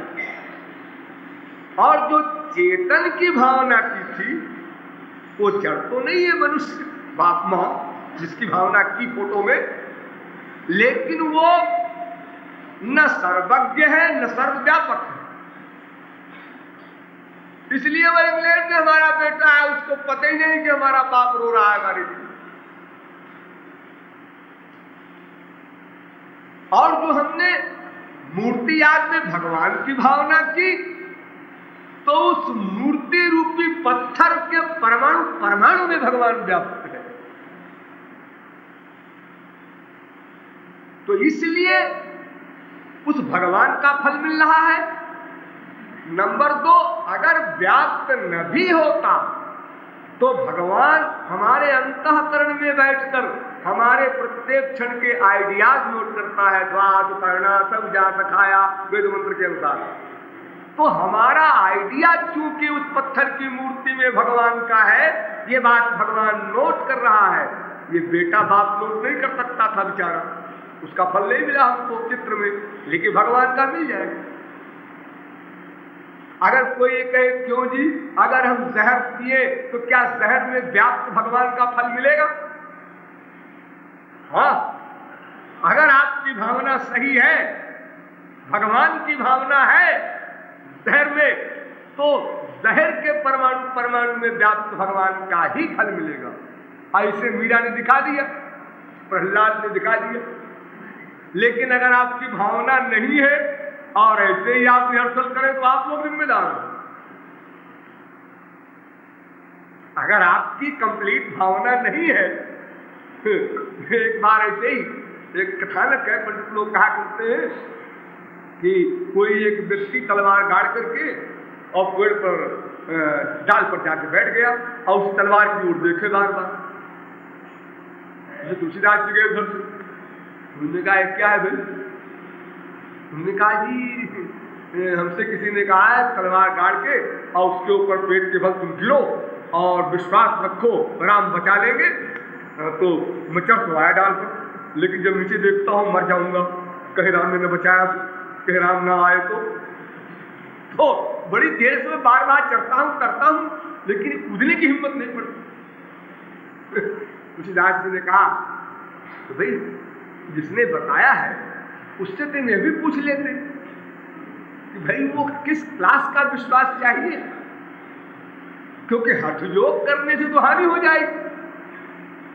मीरा ने जिस नेचुरलिटी से पिया, उन्होंने कहा चरणामृत है, मेरे श्याम सुंदर के चरण का धोवन है, अनंत कोटि अमृत का आनंद है, उस फेथ के साथ पिया।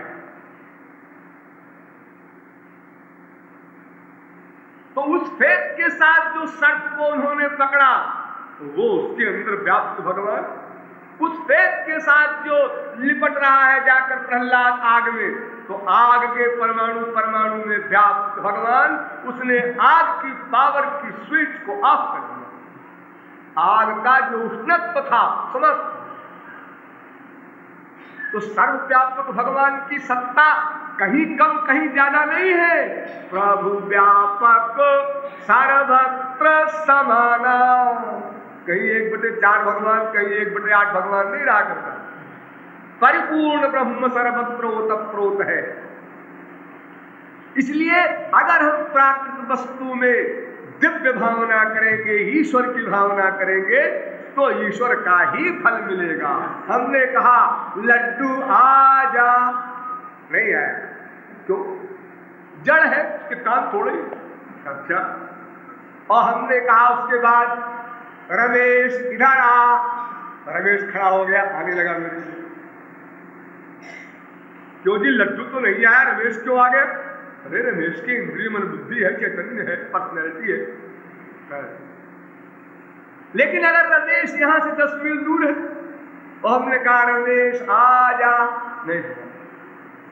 लेकिन अगर हमने कहा ओ रमेश, स्पिरिचुअल रमेश आ जा, तो वो सर्वव्यापक है और हमारे प्रत्येक क्षण के संकल्प को नोट करता है और सर्वसमर्थ है, सर्वज्ञ है, सर्वदृष्टा है, सर्वनियंता है, सर्वसाक्षी है, सर्वसुहृद है, सर्वेश्वर है, सर्वशक्तिमान है, हजारों कारण।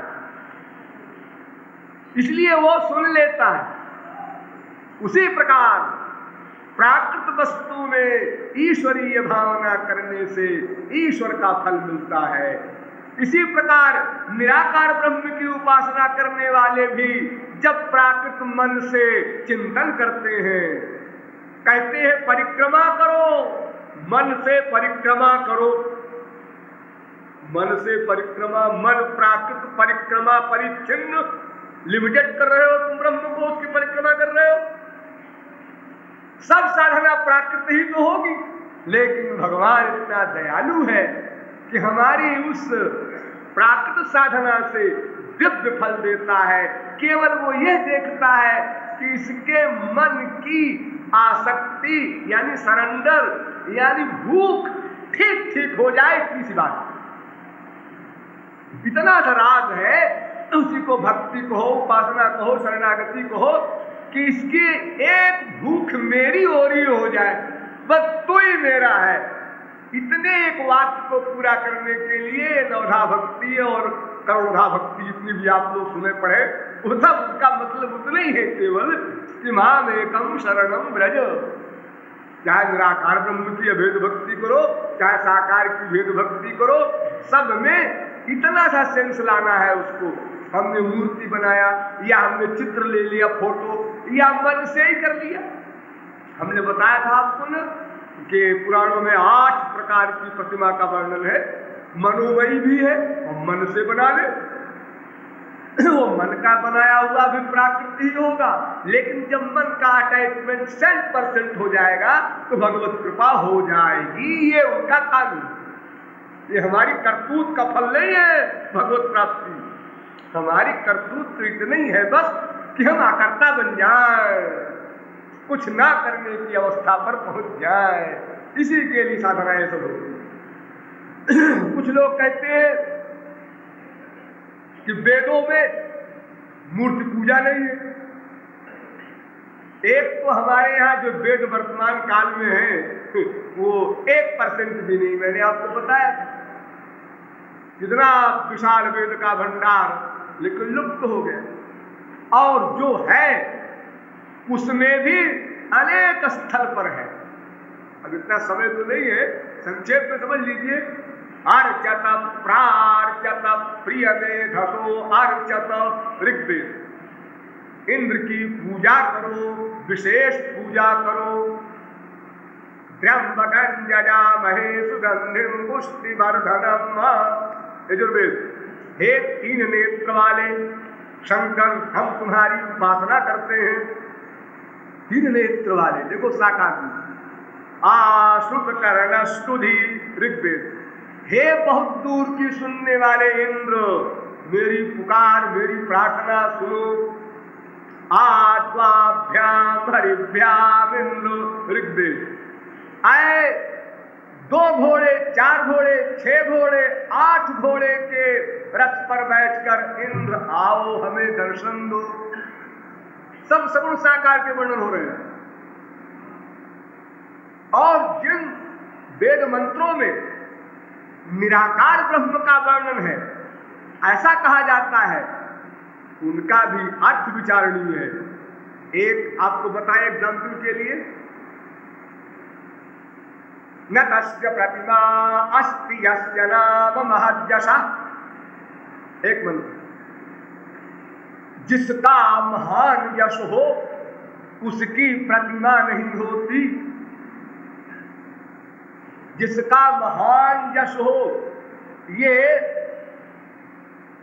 यह मंत्र स्तुति में आया है। जहां पुरुष सूक्त का मंत्र है, यह स्तुति में आया है। जिसका महान यश हो उसके समान कोई नहीं। सारे भाष्यकारों ने अर्थ किया कि ये भगवान की महिमा का वर्णन हो रहा है। सहस्रशीर्षा पुरुषा सहस्राक्ष, तमाम बड़ाइयां की भगवान की। उसी में एक यह भी है, जिसका अनंत यश हो उसके समान कोई नहीं हो सकता। उस मंत्र का अनर्थ करते हैं कुछ भोले लोग कि ये तो मूर्ति को कहा गया। अगर पूर्वापर संबंध बिना देखे वेद के या किसी पुराण के अर्थ करोगे तो फिर एक वेद मंत्र है, मैं उसका अर्थ कर दूं, ये ह्यास्मानमातिष्ठो, उसका मतलब ये हो सकता है शब्दार्थ, हे जगदीश्वर तुम आओ इस पत्थर में बैठो और विश्व देवा तुम्हारी उपासना करते हैं, बुला रहे हैं। आप कहेंगे तो उस प्रसंग में अर्थ नहीं घटेगा, तो फिर उस प्रसंग में ये भी अर्थ नहीं घटेगा जो आप घटा रहे हैं। उसके पहले स्तुति हो रही है, बाद में स्तुति हो रही है, और बीच के मंत्र का आप अर्थ करते हैं उल्टा पुल्टा। एक वेद मंत्र है, उस पर बड़ा आक्षेप होता है, सपर जगा शुक्र मकाजम व्रणम स्नाविरम शुद्धम पाप विद्धम कबीर मनीषी परिभू स्वयं भूर इत्यादि। इसमें आया है शुक्रम, अकायम, अव्रणम, अस्नाविरम। इस मंत्र के पहले मंत्र कौन है, ध्यान दीजिए, तस्मिन् नपो मातरिश्वा दधाति, यानी मातरिश्वा नाम का वायु अप अर्थात सोम को जब अग्नि पर डालता है तब शुक्र नाम का एक तत्व पैदा होता है। यही शुक्र सृष्टि करता है। ये विद्या वाचस्पति के भाष्य में लिखा है, सायण भाष्य में भी लिखा है, अनेक भाष्य पर डालिए। वह शुक्र अकायम है, किनाई रहित है, चैने धातु से बनता है कायम, अकायम है, अव्रणम है, उसमें छिद्र नहीं है, स्नाविरम, गांठ नहीं है उसमें, शुद्धम अपाप विद्धम, दोष रहित है। ये कौन है सब, ये शुक्र है। और मातरिश्वा, जो मातरिश्वा नाम का वायु है वो सपर जगह उसको घेर कर बैठा है। वो मातरिश्वा कैसा है, कबीर मनीषी परिभू स्वयंभू, बहुत लंबी व्याख्या है। इसका अर्थ कुछ लोग करते हैं कि देखो जी ये ब्रह्म के लिए कहा गया है कि भगवान अकायम है, निराकार है। इसके पहले वाले मंत्र को उड़ा दिया और अर्थ करने लगे इसी का कि ये शुक्र माने वो ब्रह्म है। अच्छा चलो उसी को मान लो। अच्छा जी तुम्हारा ब्रह्म निराकार है? जी हाँ। यही अर्थ है इसका? जी हाँ यही अर्थ है। तो क्यों जी कोई आदमी दुनिया में ऐसे बोलेगा कि रमेश के कोई लड़का नहीं है और उस लड़के के दांत भी नहीं है? रमेश के कोई लड़का नहीं है और उसके दांत भी नहीं। जब लड़का ही नहीं तो दांत क्या होता? ऐसा कोई वाक्य बोलेगा भला? जो रमेश के लड़का नहीं है और उस लड़के के दांत नहीं है, ऐसा क्यों बोलेगा? तो अगर वेद में ब्रह्म के लिए कहा गया अकायम, तो फिर ये क्यों कहा गया अव्रणम अस्नाविरम? भगवान के शरीर नहीं है और उसके शरीर में घाव नहीं है और उसके शरीर में नस नाड़ी नहीं है। जब शरीर नहीं है तो नस नाड़ी नहीं है क्यों कहा गया? और अगर नस नाड़ी नहीं है उसके शरीर में, ये मतलब है, तो फिर इसका मतलब उसका दिव्य शरीर है। ये प्राकृत शरीर नहीं है। काय माने प्राकृत शरीर, मटीरियल शरीर।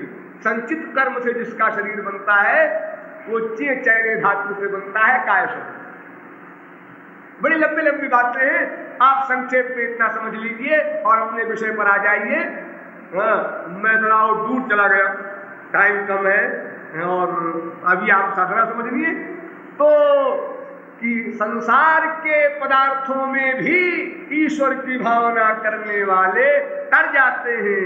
इसलिए हम जो मन से श्री कृष्ण का ध्यान बनाएंगे या निराकार ब्रह्म का उपासक मन से जो ज्योति याद बनाता है, उससे उसका लक्ष्य हल हो जाएगा।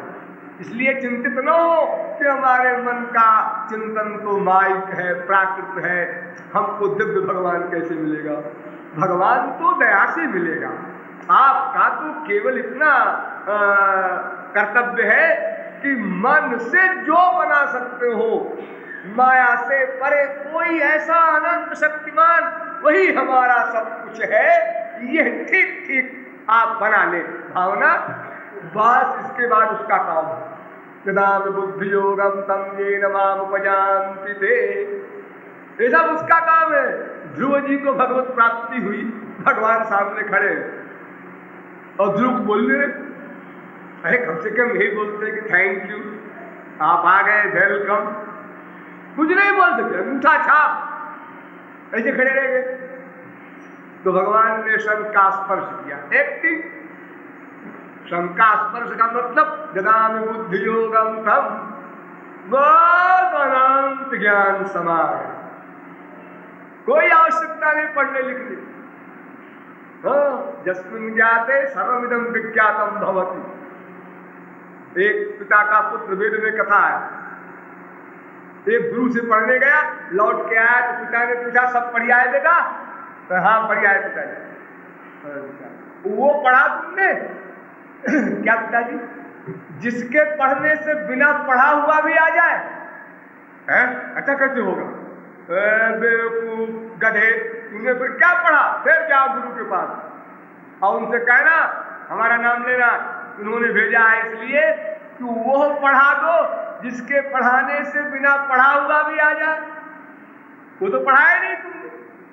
पढ़कर जितना आया वो तो मटीरियल है, बिना पढ़े जो आ जाए वो ददामि बुद्धि योगम तम, वो भगवत कृपा है, वो स्पिरिचुअल पावर कंप्लीट सरेंडर के बाद मिलती है। वो चीज जब हो जाए, जब मिल जाए जीव को, तब कृतार्थ होगा। इसलिए हमको इतना ही करना है, केवल शरणागति। ठीक ठीक उसी शरणागति को हमने कई बार इशारा किया है, कुछ ना करना।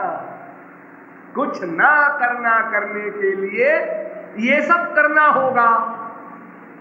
जितनी बातें मैं बता रहा हूं, जो साधना बताऊंगा आगे, वो सब करना होगा। इसलिए करना होगा कि कुछ नहीं करना के दर्जे पर पहुंचना है। मूर्ति अकल में ये समझिए कि जितना आपने ये सब कमाया है, 20, 25, 30, 40, 50 साल, 60 साल के लोग यहाँ बैठे हैं, इन लोगों ने ये सब होना है और फिर वहीं पहुंचना है नवजात शिशु की अवस्था पर। जैसे नवजात शिशु है, कंप्लीट सरेंडर है, नहला दो नहा लेंगे, धुला दो धो लेंगे, खिला दो खा लेंगे, पिला दो पी लेंगे, सुला दो सो लेंगे, कपड़ा बदल दो बदल लेंगे, नहीं बदलोगे पड़े। ये जो शरणागति की अवस्था है ये बनावटी है, और जो असली वाली आएगी तो फिर आपको वहीं पहुंच जाना पड़ेगा। ये जितने भी तर्क वितर्क कुतर्क डाउट जो दिमाग में हम लोगों ने बनाए हैं बड़ी मेहनत करके, जीवन भर परिश्रम करके, ये सबको फेंकना होगा ईश्वर के पास जाने के लिए। लेकिन संसार में रहने के लिए इसकी आवश्यकता है। इसका मतलब क्या? इसका मतलब ये कि अगर आप भोले बनते हैं दोनों जगत में तो डेंजर, खतरा। अगर आप चालाक बनते हैं दोनों जगत में तो भी डेंजर, खतरा। क्यों? अगर आप दोनों जगत में भोले बनेंगे, गुरु और ईश्वर के यहां भी भोले बन गए, शास्त्र वेद संत भगवान की बात 100% मान लिया, खोपड़ी मत लगाओ, तुम उस जगत की बात नहीं जानते, चुपचाप मानते जाओ। अगर यही फार्मूला संसार में भी लगा दिया, मर गए, संसार वाले खा जाएंगे तुमको, जीते जी नहीं छोड़ेंगे, कच्चा चबा जाएंगे। और अगर तुमने संसार वाला फार्मूला वहां लगाया, क्या जी हमको कोई नहीं ठग सकता, हम बड़े बड़ों को पट्टी पढ़ा दे, हाँ बड़े समझदार हो तुम। लेकिन अगर यही फार्मूला लेके संत भगवान के पास गए तो 0/100 मिलेगा। अरे मैं देखूंगा संत क्या है, अरे तो वो तुमको देखेगा फिर तुम उसको देखोगे। ऐसे ऐसे नाटकीय संत हमारे इतिहास में हुए हैं कि आप उनका इम्तहान लेने जाए, उसके पहले वो इम्तहान ले लें आप, और आप वहां से डायरेक्ट लौटेंगे। इसलिए दोनों चीज आपको रखनी पड़ेगी। ईश्वरीय राज्य में परम भोले, इतने भोले कि नवजात शिशु भी लज्जित हो जाए। वाल्मीकि से कहा गुरु ने, मरा मरा मरा रटे जाओ जब तक हम लौट कर न आवे। मरा मरा। अगर आप लोगों के जो गुरु जी कोई हो और वो कह दे केवल इतने कि तुम मरा मरा तुम मत कहो भाई, राम राम कहो, और देखो हम बहुत जल्दी आएंगे, तुम कहते रहना, और 24 घंटे में गुरुजी लौट आवे थे। यहाँ 24 घंटे कौन बैठने वाला है? तब गुरुजी फिर हमें भूख लगी, फिर हमें नींद आने लगी, फिर हमको लेटरिन जाना था, फिर हमको घर का काम करना था। 24 घंटे नहीं मान सकते। और वाल्मीकि ने माना, कितना माना, सारा शरीर उसका कीड़े खा गए, बलवीप छा गई पूरे शरीर के ऊपर तक, हड्डी हड्डी रह गई। लेकिन ये ने सोचा एक बार, ऐसा तो न हो गुरुजी आवे न हमको पट्टी पढ़ा दिए हो। हाँ, सोचा ही नहीं, कंप्लीट शरणागति सोचा ही नहीं। विपरीत बात सोचे, किससे सोचे? मन से तो शरणागत हो चुका, दे चुके उसको, अब सोचे किससे? तो महापुरुष बनकर निकला, भगवान के अवतार के पहले ही लिख दिया रामायण। ऐसे राम अवतार होंगे, ऐसे ऐसे राम लीलाएं होंगी। वाल्मीकि भय ब्रह्म समाना। तो ईश्वरीय राज्य में इतना भोला बनना है, पूर्ण फेथ, पूर्ण विश्वास, जिसको अंधविश्वास शब्द भी कमजोर है, और आगे कह दो जो कहना हो। और जगत में इतने चालाक बनो कि अगर कोई सर काट के आपके सामने अपने हाथों पर रख कर दे, 0/100 इम्पॉसिबल। संसार में कोई किसी के सुख के लिए प्यार कर सके, असंभव। डटे रहो। कोई चाल है, उसमें कोई जाल है, चक्कर में ना आओ तुम। वही सिद्धांत याद रखो, प्रत्येक जीवात्मा अपने स्पिरिचुअल हैप्पीनेस के लिए ही अपने स्पिरिचुअल हैप्पीनेस के लिए, अपने आध्यात्मिक सुख के लिए ही वर्क कर सकता है। ये हमको अपना सिर दे रहा है, इसमें कोई चाल नहीं। अनंत गॉड बृहस्पति कहे कोई चाल नहीं है, ये नहीं हो सकता, अननेचुरल। हाँ, अगर कोई भगवत प्राप्ति कर चुका, किसी को आनंद मिल चुका, अब वो अपने लिए कोई वर्क कर ही नहीं सकता, क्योंकि अपना कोई वर्क रहा ही नहीं। ज्ञानवाप्तव्यम, कुछ प्राप्तव्य नहीं रहा, सब कुछ प्राप्त कर लिया उसने। इसलिए वो जो कुछ वर्क करेगा दूसरे के लिए ही करेगा। ध्यान दीजिए, दोनों ओर ही लगा है। आनंद प्राप्ति के पहले कोई भी व्यक्ति जो कुछ करेगा अपने लिए ही करेगा, और आनंद प्राप्ति के बाद कोई भी व्यक्ति जो कुछ करेगा दूसरे के लिए ही करेगा। आकाश अब कुछ कुछ मात्रा का अंतर होता जाए, कुछ लिमिट में, कुछ परसेंट में, ये सब बीच में होता रहेगा। तो ईश्वरीय राज्य में परम भोला बनना है और संसार में परम चतुर बनना है। ये दोनों बातें एक साथ चलानी है, तब अपने लक्ष्य को प्राप्त कर सकेंगे। और होता है उल्टा इसका। जो तर्कशील है, संसार में हर जगह डाउट, हर जगह एक भगवान, तो वो संत को भगवान भी कहीं उनको मिल गए तो वहां भी वो चूक जाते हैं, वही बुद्धि लगा करके। लेकिन ऐसा है कि लेकिन मगर चूंकि किंतु परंतु लौट ईश्वरीय राज्य में भी बेचारे मारे गए। और जो भोले हैं वह ईश्वरीय राज्य में तो गए, वहां भी 10 आंसू निकले, और इधर संसार के लिए भी निकल गए आंसू। अनन्यता छिन जाती है। तमाम भाव की स्त्रियां होती हैं, जहां कीर्तन में बैठेंगी देखेंगे आप लोग आंसू चल रहे हैं। और जहां लड़की विदा होने लगी तो बाप तो दुखी है, कम है, लेकिन उनका तो वो दहाड़ खा करके और निपटती है लड़की जैसे कि वो मरी जा रही है। अरे इतना 1000 रुपया इकट्ठा किया और उसके सुख के लिए तुम समझ रही हो कि हम ब्याह कर रहे हैं, रोटी काय को कहाँ क्या बताइए।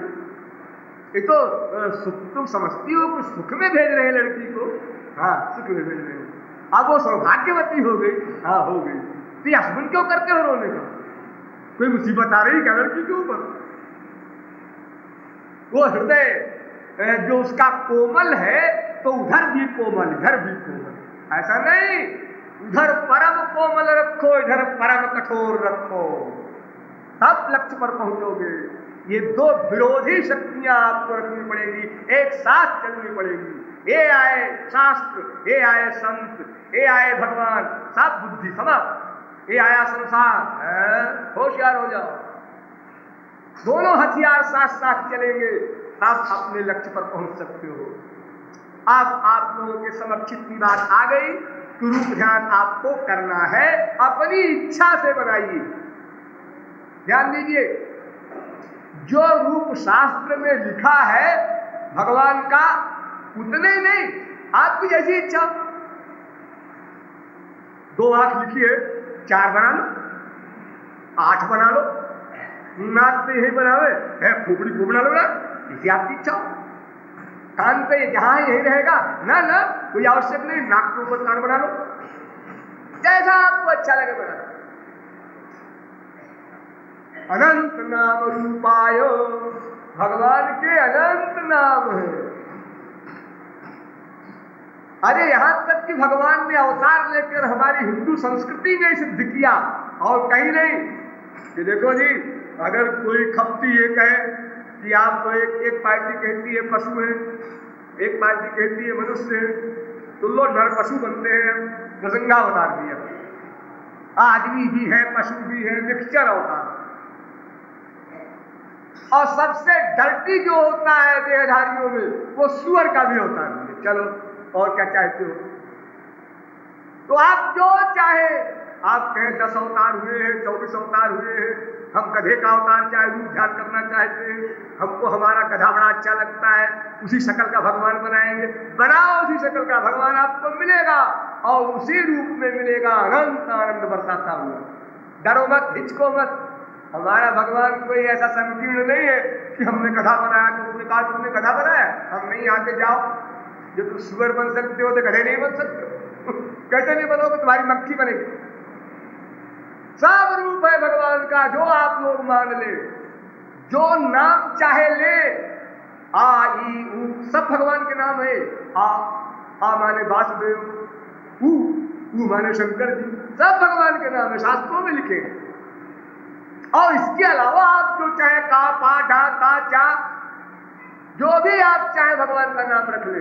ये मतलब नहीं कृष्ण कहना चाहिए, चाहिए क्या, जो हमको अच्छा लगेगा बोलेंगे। ब्रजवासियों ने कभी कृष्ण नहीं कहा, मैया ने कभी कृष्ण नहीं कहा, कन्वा सखा लोग कह रहे हैं, मैया कह रहे लाला।